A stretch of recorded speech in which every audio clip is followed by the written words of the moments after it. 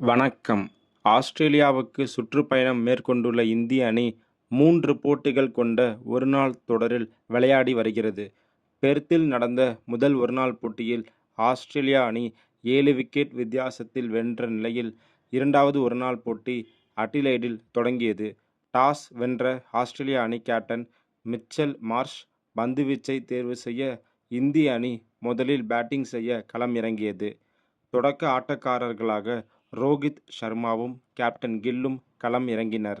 ஆட்டத்தின் 7வது ஓவரை வீசிய பார்ட்லட் கேப்டன் கில்லை 9 ரன்களிலும், விராட் கோலியை 0லும் அவுட்டாக்கி அதிர்ச்சி தந்தார். இந்த தொடரில் தொடர்ச்சியாக விராட் கோலி ரன் எதுவும் எடுக்காமல் இரண்டாவது முறையாக டக் அவுட் ஆனார் என்பது குறிப்பிடத்தக்கது. ஒரே ஓவரில் 2 முக்கிய விக்கெட்டுகளை இழந்து 7 ஓவரில் 17க்கு 2 என தடுமாறிய இந்திய அணி பின் ரோகித் சர்மா, ஸ்ரேயாஸ் ஐயர் ஆகியோரின் சிறப்பான பார்ட்னர்ஷிப்பால் மீண்டது. சிறப்பாக விளையாடிய ரோகித் சர்மா தனது 59வது ஒருநாள் அரை சதத்தை பூர்த்தி செய்தார். சதம் அடிப்பார் என எதிர்பார்க்கப்பட்ட நிலையில் 73 ரன்களில் ஸ்டார்க் பந்துவீச்சில் ஏசில் வுட்டிடம் கேட்ச் கொடுத்து அவுட்டானார். மறுபுறம் அதிரடியாக விளையாடிய ஸ்ரேயாஸ் ஐயர் தனது 23வது அரை சதத்தை கடந்தார். 61 ரன்கள் எடுத்திருந்த நிலையில் ஜாம்பா பந்தில் போல்ட் ஆனார். இவர்கள் இருவரும் ஜோடியாக 118 ரன்கள் சேர்த்தனர். இவர்களது விக்கெட்டுக்கு பின் இந்திய அணி மீண்டும் தடுமாறத் தொடங்கியது.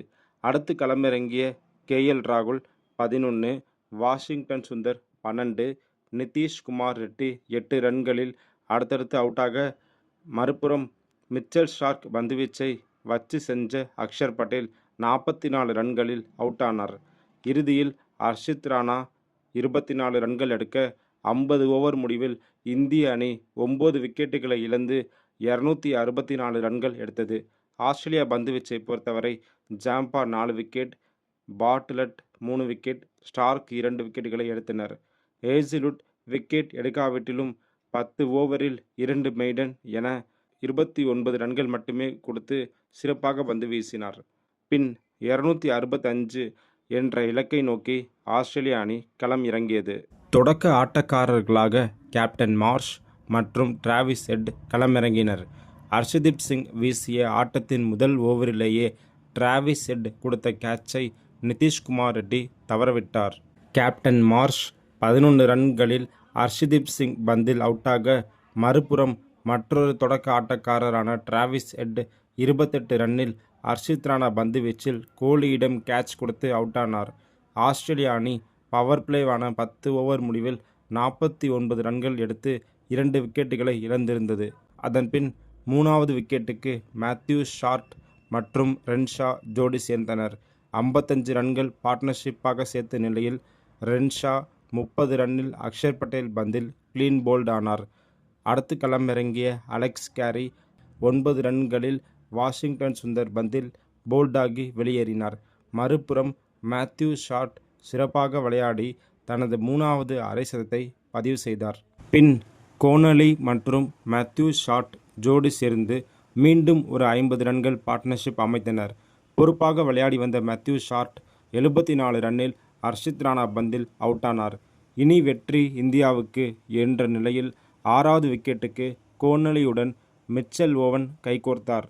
ஆஸ்திரேலியா அணி வெற்றிக்கு 84 பந்தில் 78 ரன்கள் தேவைப்பட்டது. இருவரும் நிதானமாக விளையாடி ரன்கள் சேர்த்தனர். 22 வயதான கோனலி தனது முதல் அரை சதத்தை பதிவு செய்தார்.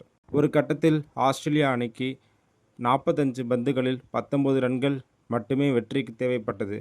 கைவசம் 5 விக்கெட்டுகள் இருந்தன. அப்பொழுது மிச்சல் ஓவன் 36 ரன்கள் எடுத்திருந்த நிலையில் வாஷிங்டன் சுந்தர் பந்தில் அவுட்டாக, பின் களமிறங்கிய பார்ட்லட் 3, ஸ்டார்க் 4 ரன்கள் என அடுத்தடுத்து அவுட்டாகி வெளியேறினர். ஆட்டத்தில் பரபரப்பு உண்டாகியது. ஆஸ்திரேலிய அணிக்கு வெற்றிக்கு 5 ரன்கள் தேவை, இந்திய அணி வெற்றிக்கு 2 விக்கெட்டுகள் மட்டுமே தேவை என்ற நிலையில் கோனலி ஆஸ்திரேலிய அணியை வெற்றி பெற செய்தார். இந்திய அணி கடுமையாக போராடி தோற்றது. 3 போட்டிகள் கொண்ட ODI தொடரையும் இழந்தது. 22 வயதான கூப்பர் கோனலி 61 ரன்கள் எடுத்து இறுதி வரை ஆட்டமிழக்காமல் இருந்தார். முடிவில் ஆஸ்திரேலிய அணி 47வது ஓவரிலேயே 265 ரன்கள் எடுத்து 2 விக்கெட் வித்தியாசத்தில் வெற்றி பெற்றது. இந்திய அணியின் பந்துவீச்சை பொறுத்தவரை வாஷிங்டன் சுந்தர், ஹர்ஷித் ராணா மற்றும் ஹர்ஷதீப் சிங் ஆகிய மூவரும் தலா 2 விக்கெட்டுகள் எடுத்தனர். இந்த போட்டியின் சிறந்த வீரராக ஆடம் ஜாம்பா தேர்வு செய்யப்பட்டார். இந்த வீடியோவை கடைசி வரைக்கும் பார்த்ததுக்கு ரொம்ப நன்றி. தேங்க்யூ.